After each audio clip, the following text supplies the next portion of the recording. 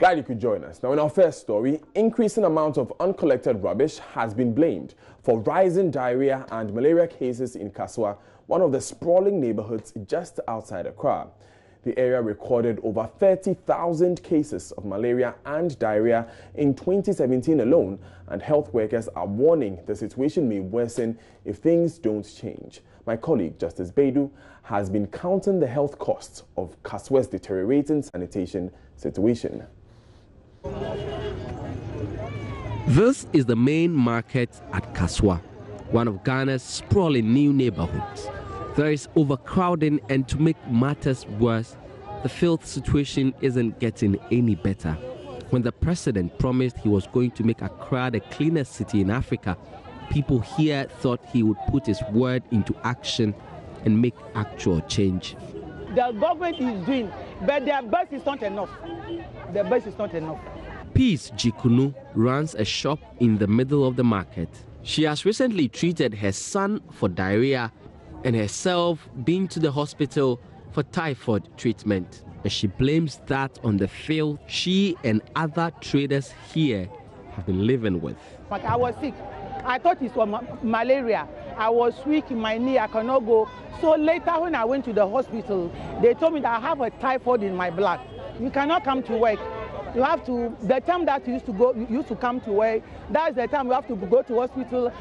Most of us, we don't even have health insurance. Rufai Ahmed has been volunteering with the local assembly, trying to get them to pay more attention to the worsening sanitation condition in Kaswa. The problem we have, we can remove all these gutters, but how to collect it is the main problem. When you talk the sanitation officer to bring the car so that after they remove, they collect. Sometimes they say the car have problems, so they cannot come. At the local clinic here, evidence of how badly hit this community is from sanitation-related ailments. Dozens of people lined up to receive care, mainly from diseases like malaria and diarrhea. Dr. Senya Kafui is the municipal health director here. In 2017, for example, we had over 24,000 cases of malaria, uncomplicated malaria within the municipality, and 5,000 plus diarrhea cases in all. These are all disease conditions that are directly related to poor sanitation. Ghana's economy loses an estimated 420 million cedis every year because of poor sanitation. That manifests in about 19,000 deaths directly attributed to cases like diarrhea. That includes over 5,000 children under the age of 5, according to the UN Children's Fund. 1 year on after the president's much-touted promise of making this city Africa's cleanest, it seems it's been a lot of talk with very little action. Justice Brady, Joy News, Kaswa. We stay with sanitation because the Koli Lagoon and the Odo Drain in Accra have proven to be a major headache for city authorities, as millions of Ghana cedis are spent on it as part of efforts to deal with the sanitation situation in the country. It appears not much progress has been made as plastics and silt displace running water. A report by Maxwell Agbagba.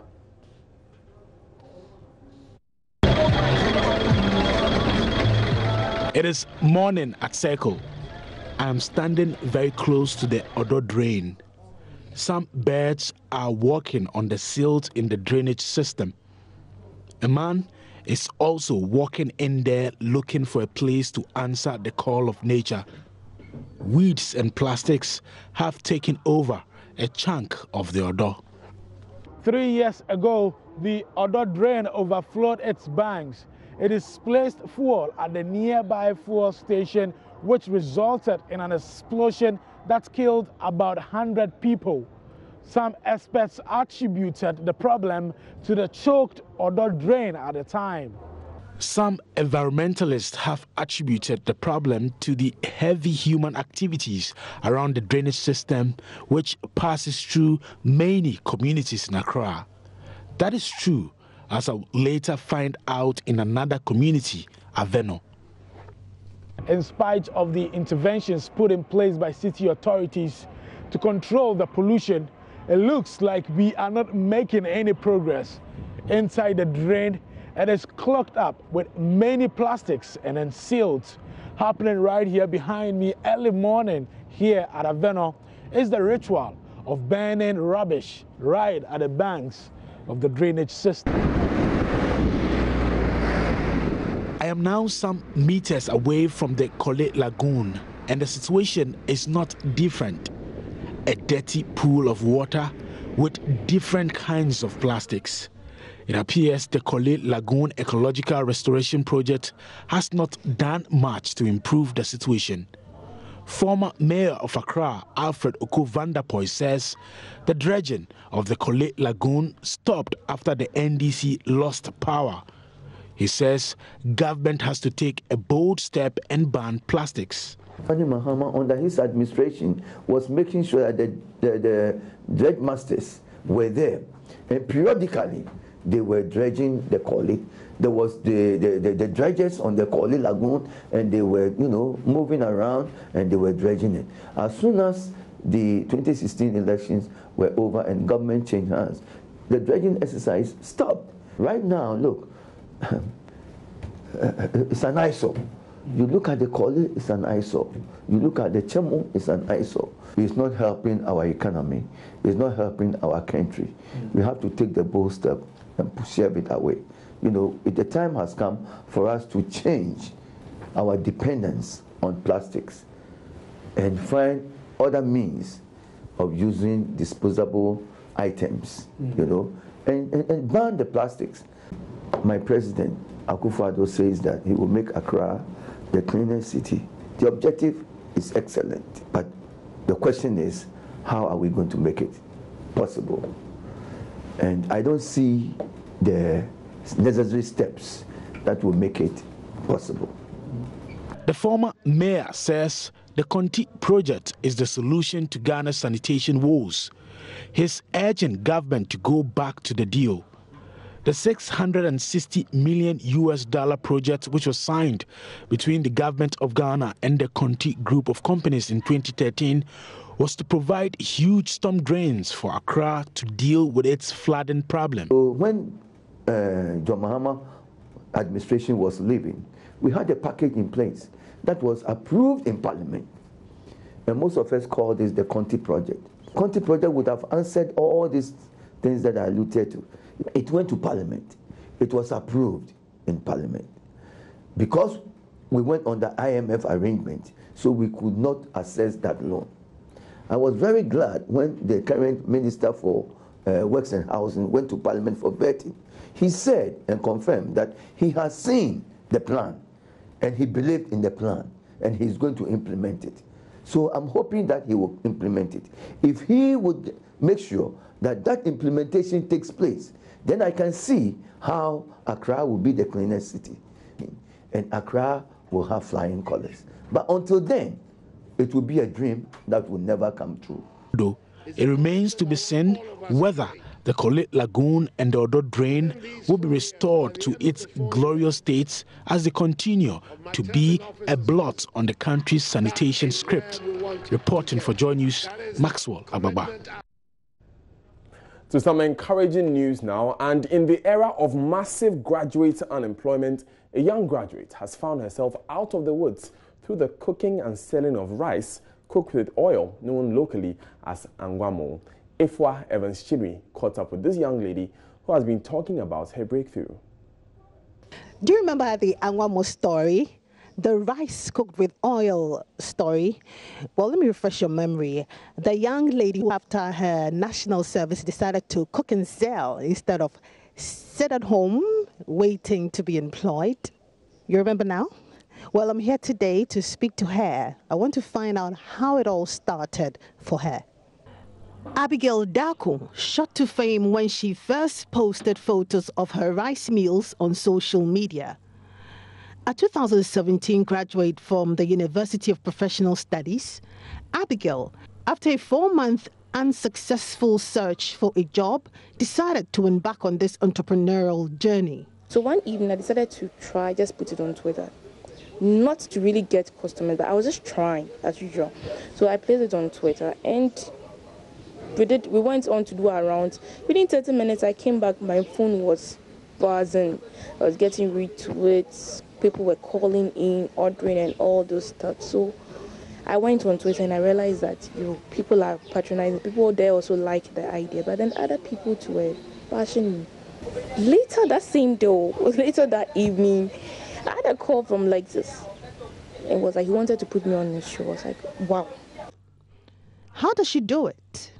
At first, when it started, I knew because of the hype, we're like, okay, we're getting 60 and sometimes 50 and all that. But I think it was a trial stage, so everyone wanted to know how the food is. It's now that I'm really getting like the customer. For now, 20? Yes. In a day? Yeah, like the constant people. Yeah. Okay.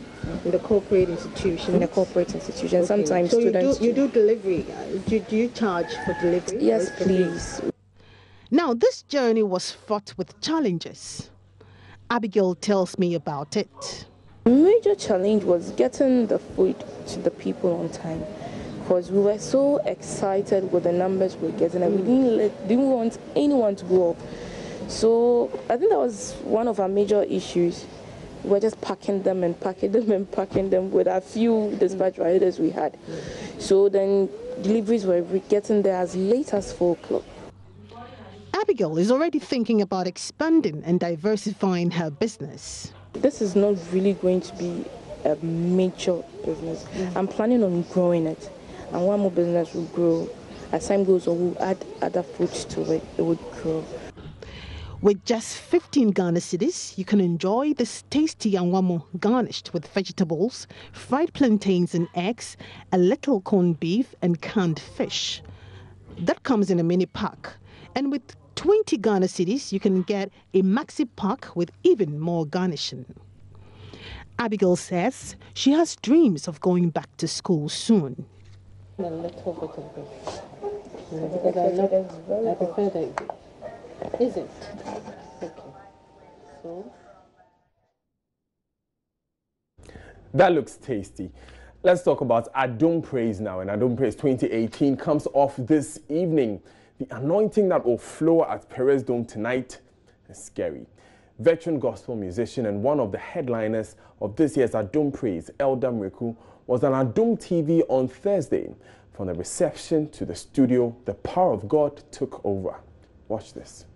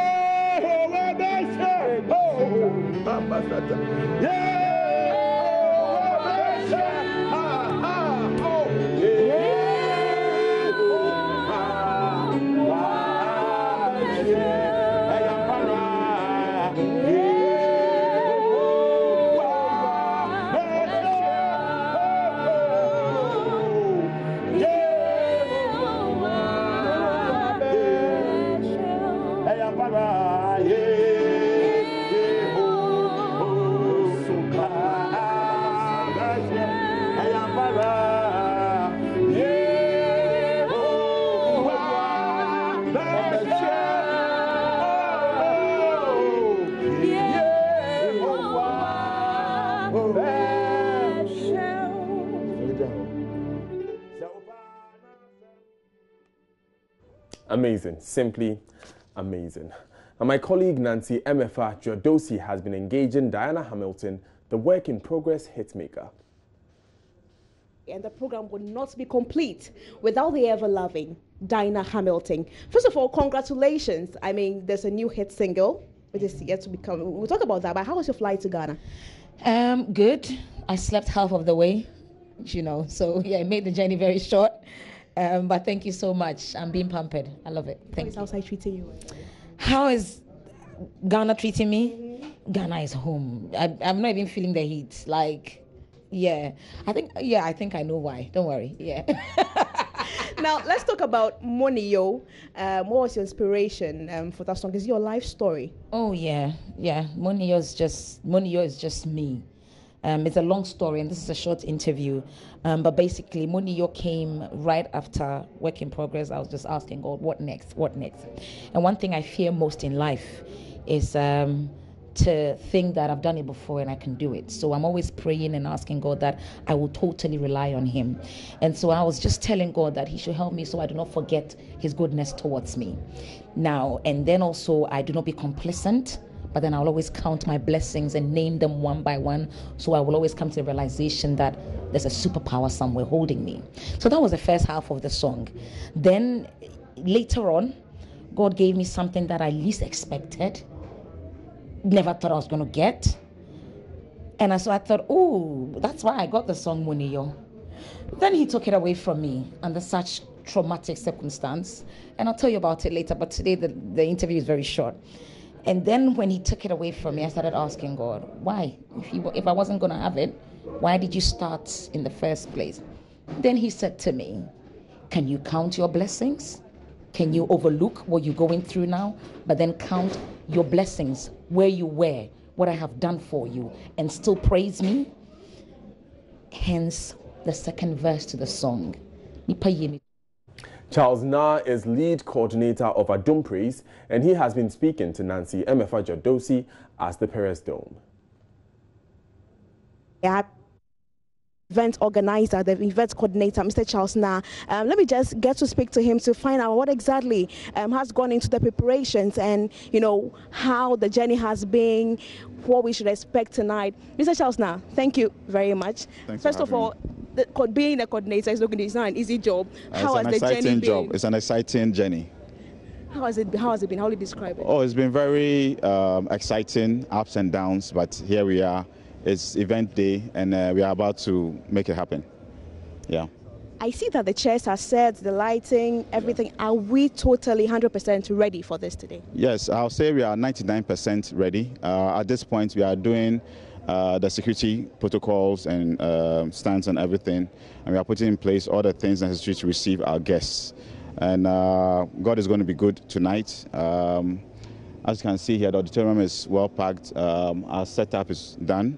We are waiting for ticketing to start, and we are ready to go. And that's at 4 p.m.? That's at 4 p.m. How many people are we expecting today? We are expecting quite a number. We are expecting up to about 6,000 people. Okay. So it's quite a number that we are expecting. We are going to have a pre-show before the main show. The main show starts at 7 p.m., but we anticipate that people come early and they queue, so we don't let them wait. We let them start finding seating, and then we have a pre-show before the main show starts. So the pre-show is going to start as early as 5 p.m. Yeah. Okay. Do you know which artists are on that bill? It's for them to come and find out. Thank you very much. So I'm sure what time is supposed to end? The show ends at 11 p.m. prompt. 11 p.m. prompt. I would just want to say one thing, that for those watching at home who want to buy tickets are available on sale at the Perez Dome Bookshop here. It's available for sale at Joy FM, at Bachona Total, at Comte 11 number 2 Shell, and yeah, those are the location points. Yeah. All right. So it's not too late to get your tickets? It's not too late to get your tickets. Don't bank on coming here at the Perez Dome to buy tickets, because maybe by the time you get here, the tickets are sold out. So I really advise them to go out to the ticket locations and buy a ticket. Thank you very much. So we just spoke to Mr. Charles now, who is the event. Tickets are available at all the spots he named, and they are going for 60 Ghana cedis. I can't wait for Friday nights, but let's talk about Thursday nights. We'll be talking about Professor Emmanuel, Gemma, Brady, and his speech as currency near Kwemu after these important messages.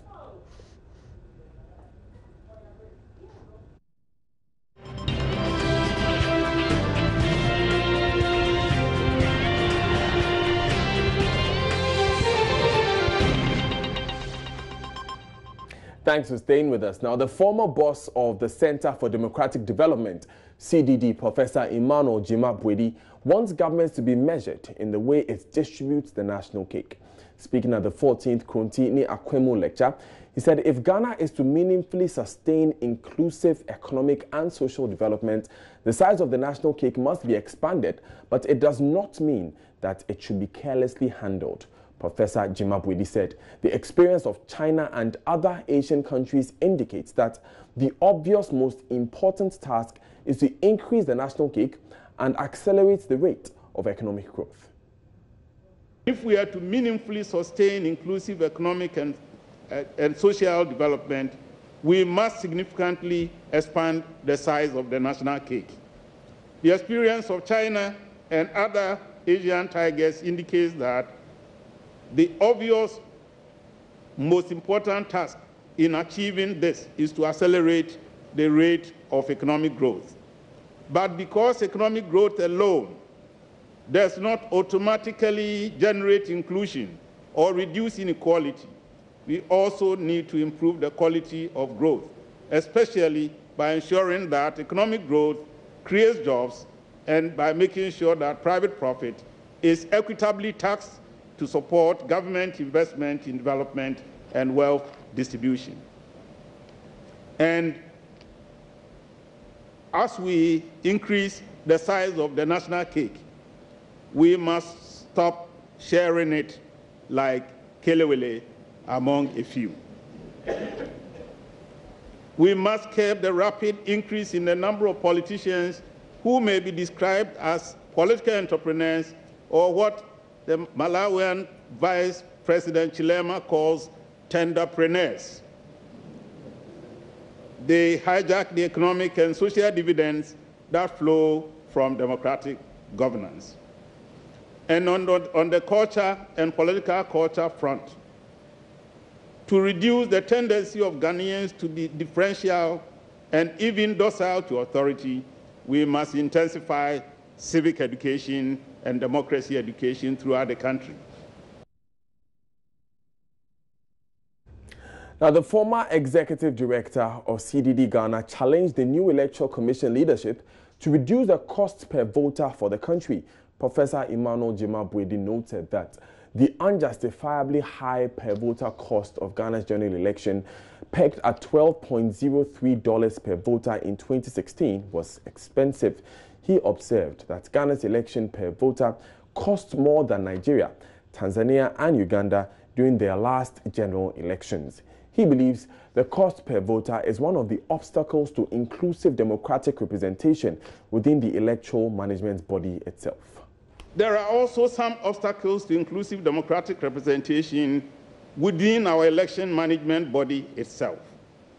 Here, I note first the unjustifiably high cost per voter of Ghana's general elections. So at $12.03 per voter in 2016, Ghana's elections cost more than Nigeria's $9.33 per voter, and Tanzania's $5.16 per voter, and Uganda's $4 per voter. And I dare say that at this price, one day it may literally be impossible for Ghana to hold elections. And so I throw a challenge to the new leadership of the Electoral Commission to reduce the cost of Ghana's election by about half in 2020. Uganda has it, Tanzania has done it, Ghana should be able to do it. Now, Prof. Gemma is of the view that after 25 years of a thriving democracy in Ghana, which has seen some gains, there are still significant gaps in representation of the people. According to him, while it is true that Ghanaians have chosen their leaders freely in largely peaceful elections over the period, it is mostly friends and families of the winning party or professional male politicians, many of whom lack significant work experience outside partisan politics, who exercise power on behalf of all Ghanaians. Recounting the history of Ghana's Fourth Republic, he said after almost 11 years of military rule in Ghana, there was a transition without change in 1992, which ushered in a new dawn of democracy and the beginning of the Fourth Republic. It is clear that we do choose our political leaders freely through regularly scheduled multi-party elections, whose processes and outcomes are generally transparent, credible, and broadly peaceful.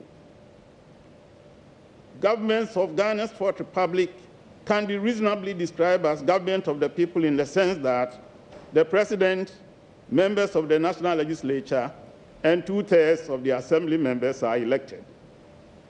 And that even the president's nominees for ministerial positions and the Supreme Court have to be subjected to approval by the body of the representatives of the people, Parliament. In addition, the outcomes of elections in Ghana's Fourth Republic are broadly reflective of the will of the people, and the governments that emerge from these elections are broadly representative of our political, ethnic, cultural, and social mix. But, Madam Chair, there are significant gaps in representation in Ghana's Fourth Republic. Despite these positive achievements, significant representation gaps prevail. Women, people with disabilities, and other social and economic minorities are grossly underrepresented in all branches and at all levels of government. Now, away from that, embattled rector of the Wa Polytechnic was this afternoon prevented from entering his office. He arrived at the Polytechnic's administration only to miss the doors leading to his office locked. The Wa High Court on Tuesday quashed the decision of the Governing Council suspending the rector. Now, Joy News' Upper West correspondent Rafiq Salam has the rest. This is the first time Professor Emmanuel Owusu-Mafo came to the Wa Polytechnic since the Wa High Court ruling that quashed the suspension by the Governing Council of the Polytechnic. He arrived at the forecourt of the administration in the controversial luxurious $500,000 cedi Mercedes-Benz. Dressed in kente cloth, he sauntered on majestically without greeting the few administrative staff and lecturers around. He managed a subdued smile and headed to the entrance.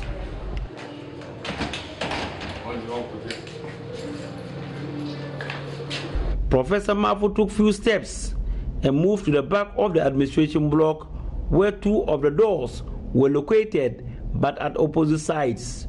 They were both under lock and key. I think they might have heard that I was coming to report or just come to my office. And unfortunately, they appear to show that I'm not needed in the office, and they are not ready to comply by the decision of the court that the suspension was illegal, was not done in the normal way.